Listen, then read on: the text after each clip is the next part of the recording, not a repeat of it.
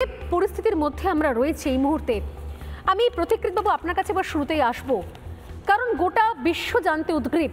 আমি বললাম শুরুতেই যে ভারত এমনি এমনি বিশ্বগুরু হয়নি।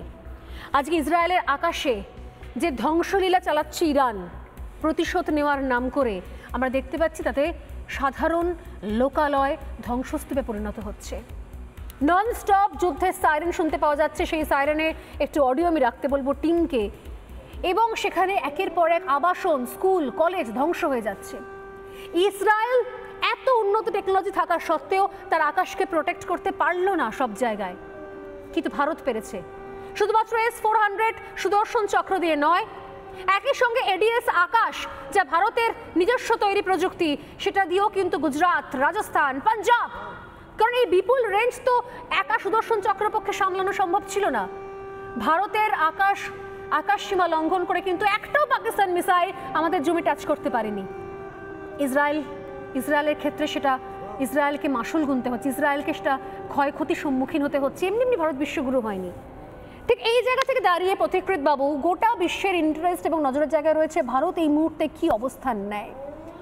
ভারত দুই দেশেরই বন্ধু, সেক্ষেত্রে এই ভয়ঙ্কর পরিস্থিতিতে, এবং এটা আমি বুঝিয়ে দেওয়ার চেষ্টা করলাম যে বিপুল পরিমাণ ইউরেনিয়াম মজুত করছিল ইরান, তা যদি সত্যি তারা করতে পারে এবং সেটাকে যদি পরমাণু বোমা বানিয়ে ফেলতে তারা কার্যকর হয়, তাহলে কিন্তু ওই হিরোশিমা নাগাসাকির মতো ওরকম বোমা প্রায় 92খানা তারা তৈরি করে ফেলতে পারে।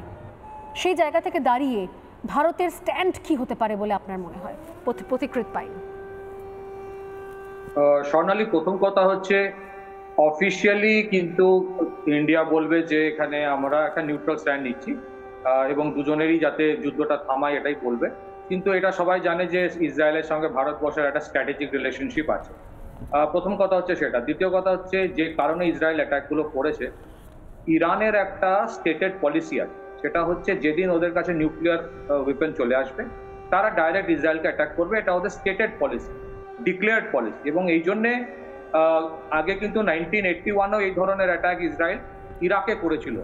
ওটার নাম ছিল অপারেশন ব্যাবিলন। অসিরাক বলে একটা জায়গা, সেখানে ইরাকের যেটা নিউক্লিয়ার ফ্যাসিলিটি নষ্ট করে দিয়েছিল। সিরিয়ার ওপরও তাই করেছিল এবং ইরানের ওপর এটা করছে।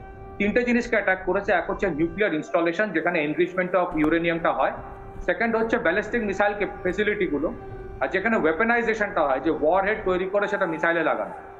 তবে দেখুন, ইরানেরও ক্ষমতা আছে, দুর্বল দেশ নয়, সেজন্য পাল্টা রিটালিয়েশন, ক্ষয়ক্ষতি দুতরফেই হবে। ভারতবর্ষের এয়ার ডিফেন্স সিস্টেম আপনি বললেন, ভারতবর্ষের এয়ার ডিফেন্স সিস্টেমটা 5-6 লেয়ারে তৈরি করা। তার মধ্যে প্রথমে S-400, তারপরে MR-SAM, তারপরে বারাক-8, MR-SAM, তারপরে আকাশ, তারপরে আরো অনেক রকম এয়ার ডিফেন্স গান সিস্টেমস আছে। তো এটা ট্রাইড অ্যান্ড টেস্টেড। কম্পারেটিভলি বলতে পারেন ইসরায়েলে যেগুলো আছে সেগুলো American Patriot air defence system বা terminal high altitude air defence. এটা কাজ করেছে কিনা এরকম এনভায়রনমেন্টে আমার মনে হচ্ছে না খুব বেশি কাজ করেছে। কিছু কিছু মিসাইল কিন্তু ওরা ইন্টারসেপ্ট করতে পারেন। ইন্ডিয়ার স্ট্যান্ডটা কি হবে দেখুন, এটা খুব মুশকিল। ইন্ডিয়া একটা ওপেনলি তো কোনো সাইড নেবে না, কিন্তু ইরানের ওই stated policy is a problem, যে আমাদের কাছে যদি চলে আসে হতিয়ার আমরা ইসরায়েলকে ধ্বংস করে দেবো। এটা যতদিন অবধি থাকবে ততদিন অবধি ইরানের কাছে নিউক্লিয়ার ওয়েপনটা আসার কিন্তু ইসরায়েল পুরো চেষ্টা করবে সেটা আটকানো। আরেকটা ইম্পর্টেন্ট জিনিস আমি 10 সেকেন্ড নেব।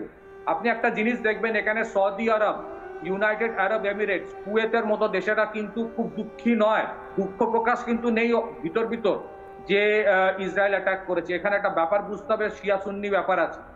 এইসব দেশ যারা কিন্তু আক্রান্ত হয়েছে, ইরান মদত দিয়েছে এমন টেরর অর্গানাইজেশনকে, যেমন হুদি বা হেজবোল্লাহ, সেজন্য এই আরব দেশগুলো কিন্তু পুরোপুরি ইসরায়েলের বিরুদ্ধে নয় যখন তারা ইরানের নিউক্লিয়ার ফ্যাসিলিটিকে অ্যাটাক করছে। অফিসিয়ালি হয়তো আনন্দিত প্রকাশ করবে না, কিন্তু ভিতর এদের কিন্তু টার্গেট ইরান আগে করেছিল। এই হাউদি বলে যে গ্রুপটা ইয়েমেনে আছে, এরা নিরন্তর সৌদি আরবের পেট্রোকেমিক্যাল ফ্যাসিলিটিতে অ্যাটাক করে গেছে, ইউনাইটেড আরব এমিরেটস এর এয়ারপোর্টে অ্যাটাক করেছে। সুতরাং এই যে লড়াইটা, এটা অনেকগুলো লেয়ার আছে।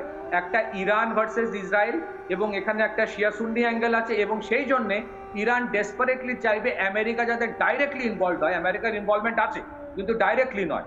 সেই জন্যই দেখবেন বাগদাদে যে এয়ার বেসে ইরান অ্যাটাকটা করছে সেগুলো আমেরিকান এয়ার বেস। তাতে যদি আমেরিকা ডাইরেক্টলি ইন্টারফেয়ার করে তাহলে ব্যাপারটা অন্যরকম হয়ে যাবে। তখন রাশিয়া চলে আসবে ইরানকে হেল্প করতে, রাশিয়া, এবং তখন এই যে রাশিয়া ইউক্রেনের যুদ্ধটা আর মিডল ইস্টের যুদ্ধটা দুটো মার্জ করে কিন্তু একটা বড় রকম যুদ্ধ হওয়ার আশঙ্কা আছে। নানা ধরনের কন্টেন্ট দেখার জন্য লাইক করুন, শেয়ার করুন আমাদের ফেসবুক পেজ, সাবস্ক্রাইব করুন আমাদের ইউটিউব চ্যানেল। পাশাপাশি অন্যান্য ব্রেকিং নিউজের জন্য অবশ্যই চোখ রাখুন রিপাবলিক বাংলায়।